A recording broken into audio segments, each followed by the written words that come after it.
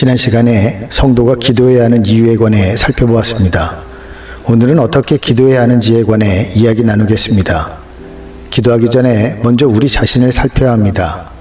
일상의 삶을 살다 보면 자신도 모르게 사람과의 관계에서 다투거나 언짢은 일이 생길 수 있습니다. 마음이 무거운 상태에서는 기도하기가 어렵습니다.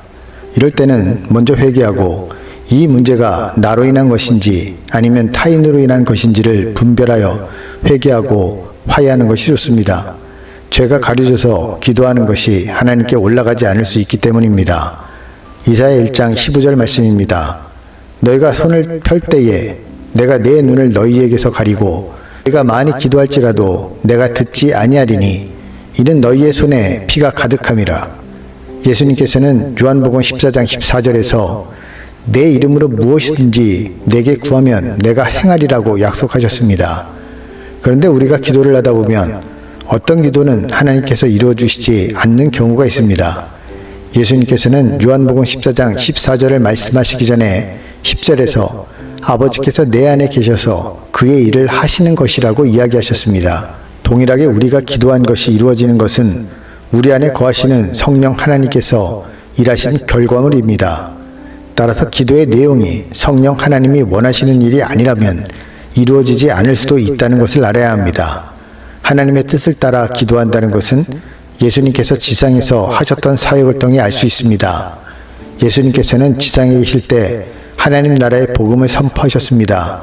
그리고 하나님의 말씀을 가르쳐 주셨습니다. 예수님께서는 지상에 계실 때 특별히 아픈 병자를 많이 고쳐주셨습니다. 따라서 복음을 전파하고 말씀을 가르치고 아픈 환자를 위해 기도해 주는 것은 하나님의 뜻이라고 말할 수 있습니다.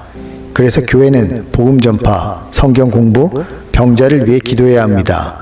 야고보서 5장 14절부터 16절의 말씀입니다. 너희 중에 병든 자가 있느냐? 그는 교회 장로들을 청할 것이요 그들은 주의 이름으로 기름을 바르며 그를 위하여 기도할지니라. 믿음의 기도는 병든 자를 구원하리니 주께서 그를 일으키시리라. 혹시 죄를 범하였을지라도 사하심을 받으리라. 그러므로 너희 죄를 서로 고백하며 병이 낫기를 위하여 서로 기도하라. 의인의 간구는 역사하는 힘이 큼이니라. 오늘날은 의학이 발달해서 대부분의 사람들이 의학의 힘을 빌려 병을 치료하지만 지금도 병원에 갈 수 없거나 의학의 도움을 받기 어려운 환자들이 있습니다. 하나님께서는 의사에게 지혜를 주시고 사람을 고칠 수 있는 능력을 주셨습니다. 병원에도 가지 말고 무조건 병 낫기를 위해 기도만 하라는 것이 아닙니다. 병원에서 치료를 받을 수 있고 기도를 해서 병이 나을 수도 있습니다. 병원에서 치료를 받을 수 있는 경우는 치료받으며 기도하시기를 바랍니다. 그러나 병원에서조차 치료를 할 수 없는 상황이라면 최선을 다해 기도하시기 바랍니다. 하나님의 치유의 능력을 경험하는 것은 강한 믿음을 소유하게 되는 특별한 원동력이 될 수 있습니다. 다음은 개인 기도와 합심 기도에 관해 알아보겠습니다. 성경에는 혼자서 하는 개인 기도와 교회 공동체가 함께 기도하는 합심 기도가 있습니다. 예수님께서는 기도하는 모습을 사람들에게 자랑하듯이 보이지 말라고 말씀하셨습니다. 오히려 골방에 들어가 문을 닫고 하나님 아버지께 기도할 것을 명령하셨습니다. 너는 기도할 때에 내 골방에 들어가 문을 닫고 은밀한 중에 계신 내 아버지께 기도하라. 은밀한 중에 보시는 내 아버지께서 갚으시리라. 또한 기도할 때에 말을 많이 하거나 같은 말을 계속 되풀이하는 중언부언을 하지 말라고 하셨습니다. 또 기도할 때에 이방인과 같이 중언부언하지 말라. 그들은 말을 많이 하여야 들으실 줄 생각하느니라. 하나님은 우리 아버지 되시는 분입니다. 우리 아버지가 되시는 하나님은 우리가 기도하기 전에 모든 것을 아시고 모든 것을 주실 수 있습니다. 그러나 하나님은 자녀와 함께 하시기를 원하시며 자녀의 기도를 받기 원하십니다. 기도야말로 하나님의 자녀가 된 성도들이 하나님과 대화할 수 있는 유일한 통로인 것입니다. 부디 하나님의 뜻에 합당한 기도를 통해 구하는 모든 것을 받는 우리 모두가 되기 원합니다. 그리고 또 우리가 알아야 하는 것이 있는데 그것은 믿는 사람들이 연합해서 함께 기도하는 합심 기도입니다. 베드로가 옥에 갇혔을 때 교회는 합심해서 기도했습니다. 이에 베드로는 옥에 갇혔고 교회는 그를 위하여 간절히 하나님께 기도하더라. 교회에 문제가 생겼을 때 교회는 교회의 주인이신 하나님께 합심해서 기도해야 합니다. 우리 주님께서는 2 이상의 사람이 예수님의 이름으로 모인 곳에 함께 하신다고 약속하셨습니다. 2-3 사람이 내 이름으로 모인 곳에는 나도 그들 중에 있느니라. 그리고 성경은 국가적 재난 앞에서 온 국민이 기도할 것을 기록하고 있습니다. 왕과 그의 대신들이 조서를 내려 니느웨에 선포하여 이르되 사람이나 짐승이나 소떼나 양떼나 아무것도 입에 대지 말지니 곧 먹지도 말 것이요 물도 마시지 말 것이며 사람이든지 짐승이든지 다 굵은 베옷을 입을 것이요 힘써 하나님께 부르짖을 것이며 각기 악한 길과 손으로 행한 강포에서 떠날 것이라. 하나님이 뜻을 돌이키시고 그 진도를 그치사 우리가 멸망하지 않게 하시리라.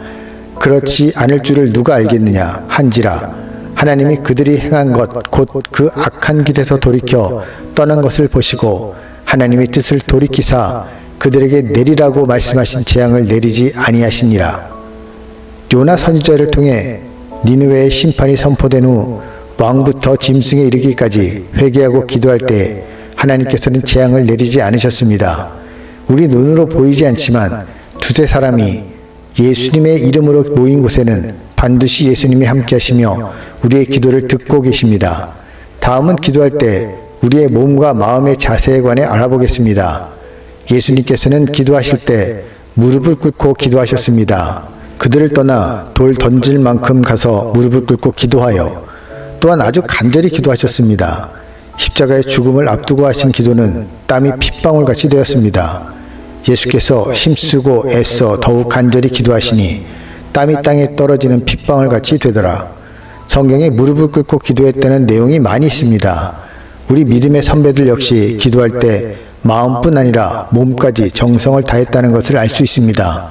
그들이 돌로 스데반을 치니 스데반이 부르짖어 이르되 주 예수여 내 영혼을 받으시옵소서 하고 무릎을 꿇고 크게 불러 이르되 주여 이 죄를 그들에게 돌리지 마옵소서 이 말을 하고 자니라. 베드로가 사람을 다 내보내고 무릎을 꿇고 기도하고 돌이켜 시체를 향하여 이르되 다비다야 일어나라 하니 그가 눈을 떠 베드로를 보고 일어나 앉는지라. 이 여러 날을 지낸 후 우리가 떠나갈새 그들이 다 그 처자와 함께 성문 밖까지 전송하거늘 우리가 바닷가에서 무릎을 꿇어 기도하고 무릎을 꿇고 간절히 기도할 때 하나님께서도 그 간절함과 그 모습을 외면하지 않으실 것입니다. 인간이 자신의 간절함을 드러내는 모습 가운데 하나를 성경은 부르짖음이라고 기록하고 있습니다. 너희가 내게 부르짖으며 내게 와서 기도하면 내가 너희들의 기도를 들을 것이요 너희가 온 마음으로 나를 구하면 나를 찾을 것이요 나를 만나리라. 너는 내게 부르짖으라. 내게 응답하겠고 내가 알지 못하는 크고 은밀한 일을 내게 보이리라. 세상 어느 누구에게도 말하지 못할 사정을 하나님께 부르짖고 하나님을 간절히 찾을 때 하나님께서는 반드시 응답해 주시고 문제를 해결해 주실 것입니다. 우리가 기도할 때 반드시 알아야 할 사항이 있습니다. 그것은 기도는 이루어질 때까지 해야 된다는 것입니다. 하나님께서 엘리야에게 이미 비를 내린다고 말씀하셨지만 엘리야는 비의 징조가 보일 때까지 7번을 반복해서 기도했습니다. 많은 날이 지나고 제3년에 여호와의 말씀이 엘리야에게 임하여 이르시되 너는 가서 아합에게 보이라. 내가 비를 지면에 내리라. 아합이 먹고 마시러 올라가니라. 엘리야가 갈멜산 꼭대기에 올라가서 땅에 꿇어 엎드려 그의 얼굴을 무릎 사이에 넣고 그의 사환에게 이르되 올라가 바다 쪽을 바라보라. 그가 올라가 바라보고 말하되 아무것도 없나이다. 이르되 7번까지 다시 가라. 7번째 이르러서는 그가 말하되 바다에서 사람의 손바닥만한 작은 구름이 일어나나이다.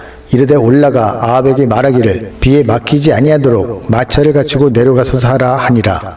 또한 예수님도 여러 번 같은 문제를 가지고 반복하며 기도하셨다고 성경은 이야기합니다. 다시 나아가 동일한 말씀으로 기도하시고 예수님도 한 가지 문제를 가지고 여러 번 기도하셨다면 우리 역시 응답이 이루어질 때까지 기도를 해야 할 것입니다.